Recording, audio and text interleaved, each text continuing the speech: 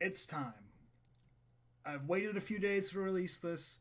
I've just got out of the theater. It's been about an hour since I've got home, did my non spoiler review, took my time to think, and let's talk about the spoilers of this movie.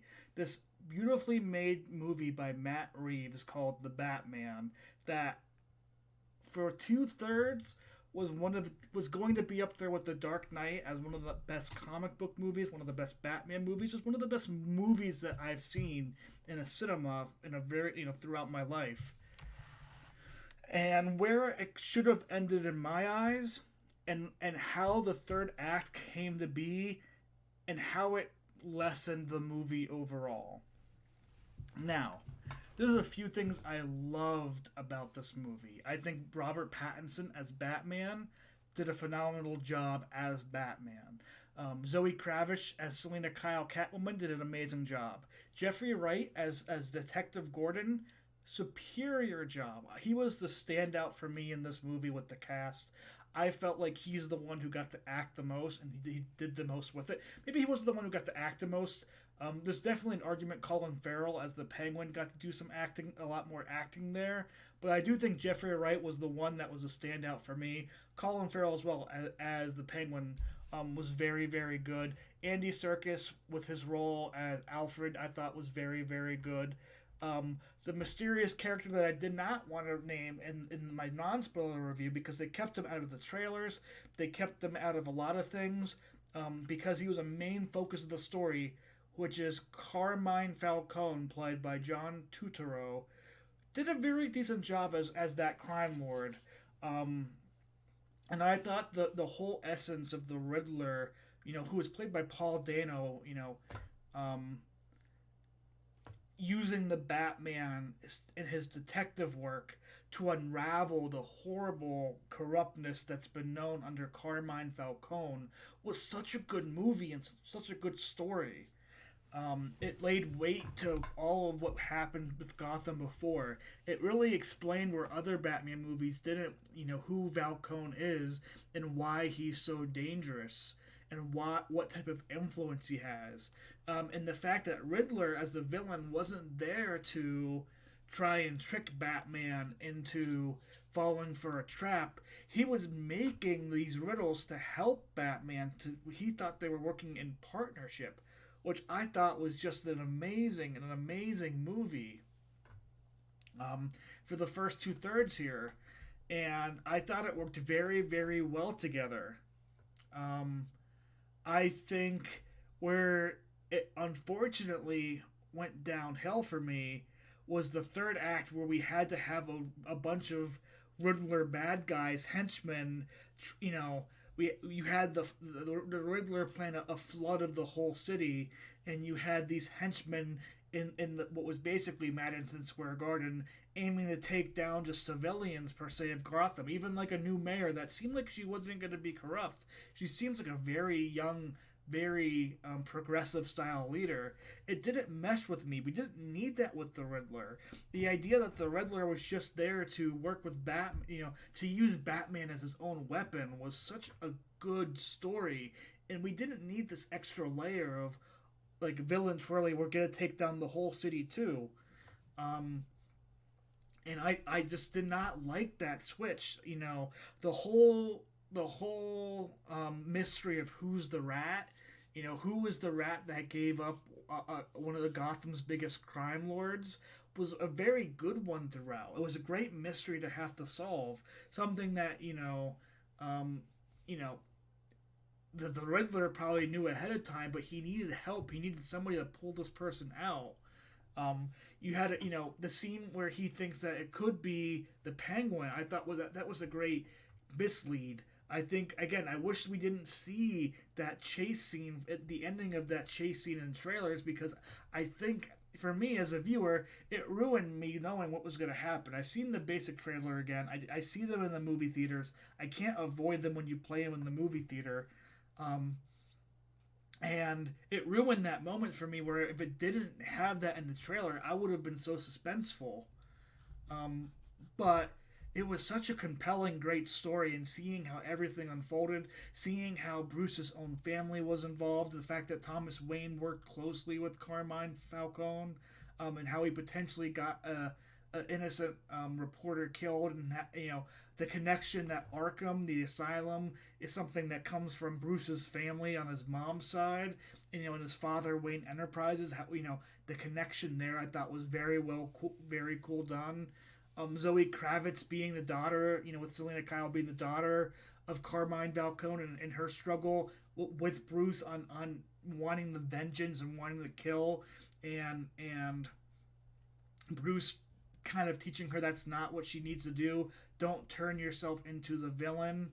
Was very, very well done in the first two thirds. We got just enough Penguin for me to want more, but also, not enough that he took over this movie. It was very much Carmine Falcone in that first two thirds. The Riddler again was used perfectly, I think, in the sense that he was getting everything to do the work for him, and he was unveiling a darker side to Gotham, something that not even Jim Gordon knew about, which I thought was very good. You use a villain to show a positive side. He's still a villain, still a horrible serial killer murderer, but he had motives that you can see and understand, and it was such a good way to use Batman, Jim Gordon, other people to do his dirty work for him.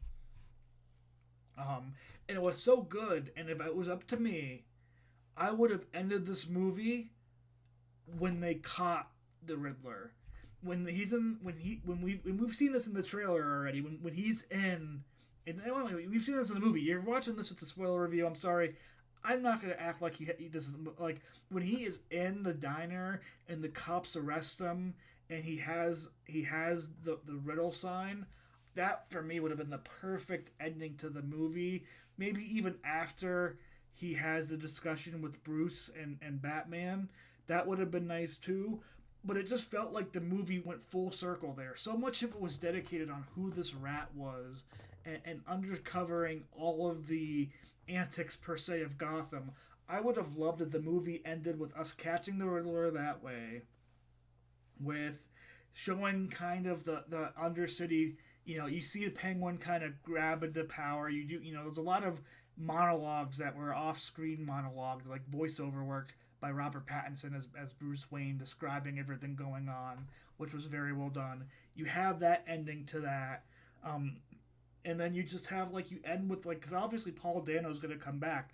They kind of hint with him in what seems like the Joker laughing in Arkham Asylum, saying there's Gotham loves a comeback. So he's obviously coming back as the Riddler. But I would have loved it if you just had him kind of smile at the end, and just oh, we're just getting started, something like that. I think would have done very, very well, to end this movie and really ended the story. The story wasn't Paul, the Riddler being this evil, trying to take down the whole, city per se. In some ways, it ended up being that way, but I think the idea that he was just trying to uncover the shady parts of Gotham would have been an excellent, amazing way just to have him in this movie as a plot device, but also a character that you can understand with some parts that you find out, with him being an orphan in some ways, um, without having him, you know, try and make this pseudo Riddler crew try to take out the new mayor and all these other people, and have this extensive plot to flood Gotham altogether. I just personally, I did not need that third act. I also didn't need Selena Kyle and Bruce Wayne to be lovers. I thought they were a very good partnership. I thought they were very good trusting, but I didn't get the chemistry and the romance between them. The kissing that takes place didn't feel warranted or natural for most of the parts, especially the first one. The first one was just dude, you don't like this? No, they don't see this working very well. They work great as a duo. You understand her motivations, and I love that Bruce sees the best in Selena, a part that she doesn't see in herself until the end, and maybe not even doesn't even see herself until the end. Maybe she doesn't see it in herself at all. But that's the glory part of Batman. He is always looking for the best, per se. I think the Andy Serk, the Alfred fake out for death. I thought it was. It shows that Alfred's very smart. He's just as much a detective in this as Bruce is, and him seeing what it was and throwing it away that saved his life was very well done. Um, I also, again, this part of the movie I didn't need, but I thought that the talk between, the Riddler and Batman and Arkham was amazingly done, and how they did the way he was talking as if he was talking to Bruce Wayne, and the way you can tell in Pattinson's performance with his eyes and his body language that he personally thought he knew he was Bruce Wayne, and then to find out that no, Bruce Wayne's the only one that got away. And then you just see the relief in Batman's eyes and Pattinson's eyes when he's like, secret identity is not revealed. He did not know I'm Bruce Wayne. Thank goodness. And the movie hinted at that with things like the final unmasking, stuff like that. But, you know, in my personal opinion, um, there was just a lot of great in this movie. You had very good scenes early on, so that, with going over the crime centric part of Gotham, very very gangster esque. Having him do so much detective work, they upgraded his armor to make sense in modern technology. What he's doing with contacts to label people, how he records with his contacts what he sees, and then he can go back overnight. I think is amazingly well done. I love seeing that technology that feels believable in today's world. Nothing in this movie felt unbelievable as far as technology, which I think is cool, but also kind of scary. Again, those things were very well done.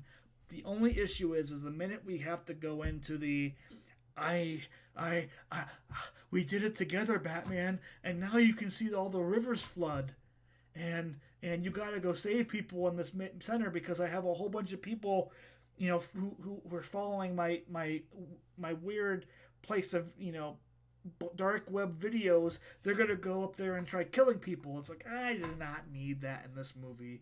If you want something like that, that should have been given its full sequel.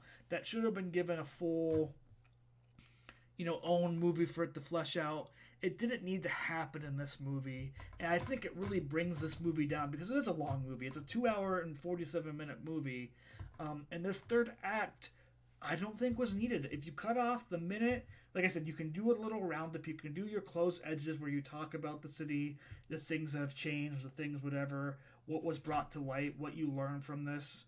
Then I think it was a very good job to cut it off when they arrest the Riddler, and that's the end of the movie. We didn't need this big third act where you have this bombs take place, the city all floods, Batman's, having to take on a bunch of people with Riddlers and guns, and people, honestly, who were not even as dangerous as other people he's faced in this movie, but these were the ones that were giving him the most trouble. Didn't need this as a third act. And I love when Batman villains and villains in general, they can win by outsmarting, and I would have loved it if this movie just ended with the Riddler while he's arrested. He won round one with Batman,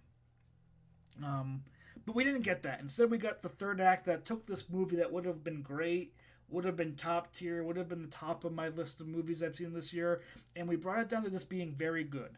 There's nothing wrong with very good movies. It's just sad whenever we have a movie like this that did everything it needed to do to be very, very great, to be up there next to The Dark Knight, but we add on an extra part that we just didn't need. It would be like whenever Batman catches the Joker in The Dark Knight, if we had a third act where the Joker blows up the whole city and Batman has to fight a bunch of Joker goons. You don't want that ending. We didn't need that third act. We had the perfect movie the way it was for a lot of parts. One line I laughed at when I first watched the trailer and it first came out, but I thought was very well done, was Batman saying, "I am vengeance," because I thought it was funny. Like, why is he vengeance? What is he? That's such a lame line, and I still think When it first came out, it was whatever. But I loved how the movie built that up as a negative in it, and how he realizes vengeance is exactly what makes the city go bad, and how he needs to drop that and give them hope. Where he's not vengeance at the end, he's hope. So I really liked the way the movie took that line and ended it out.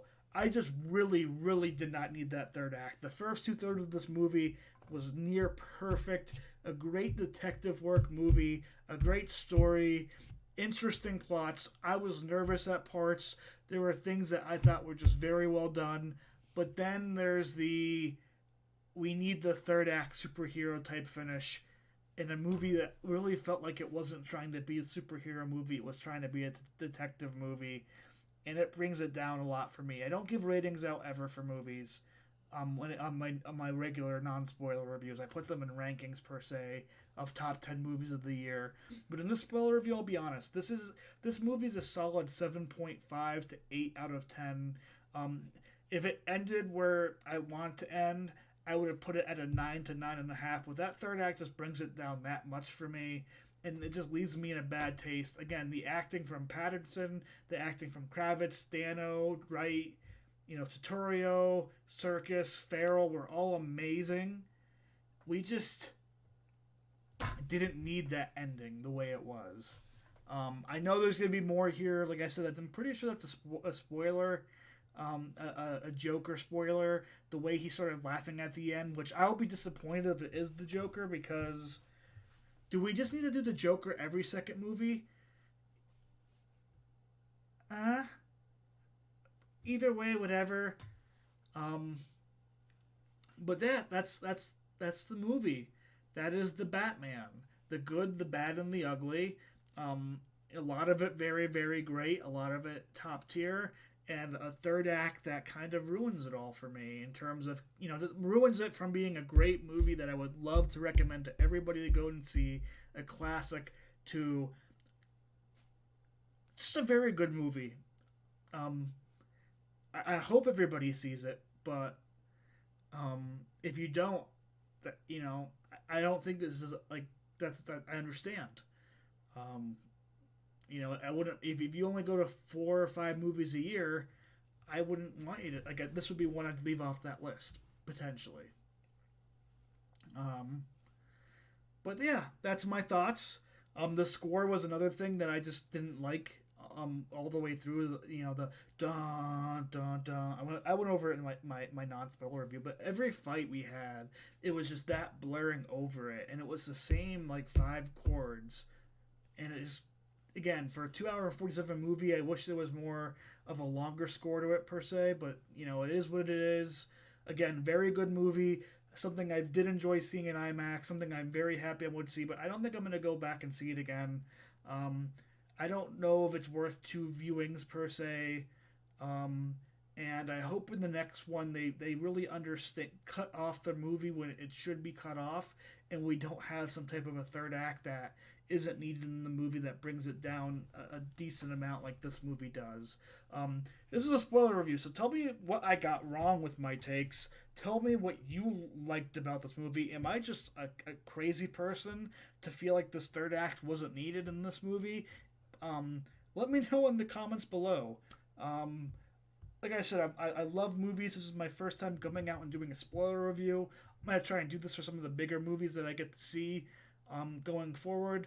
But let me know what your thoughts are below. Um, I personally really enjoyed the Batman, but it's now going to be on the same tier of The Dark Knight Rises, the first Batman movie, in terms of quality. It missed out on that top tier that we got with Batman Begins and The Dark Knight. Um, and that's kind of how I feel about it. I'm looking forward to the sequel. Like I said, there's a lot of stuff I love in this movie. A lot of stuff that was very, very good in this movie, but we just didn't need the third act. We didn't. It was really a fourth act in my eye. Um, and when you feel like a movie has a fourth act, that's usually a problem. The only time it isn't is if it's the Return of the King, and it's the epilogue per se. Um, but that's my thoughts. Let me know what you think below. Tell me what you like. Tell me what you don't like. Tell me if I'm off on any of my takes. Do whatever you want. Leave a like if you enjoyed this spoiler review. Leave a comment, subscribe, share, do all the stuff. I don't know. I hope you all enjoyed the time. If you came here and you saw this review, let me know your thoughts on the Batman. This is coming out Thursday night, so I'm hoping to get people coming out of the theaters looking to discuss spoilers, because I really want to get into them with people. It stinks being the only person I know that's seen this movie now for the next week or so. But that's okay. That's why I filmed this out. 20 minutes of me talking about the stuff that I liked and talking about the stuff that I didn't like. And hey, you know, we love movies and this is what we love about them. But until next time, have a good evening, have a good day, have a good night. I don't know what time it is for you, but just have a good week. Until next time, stay safe.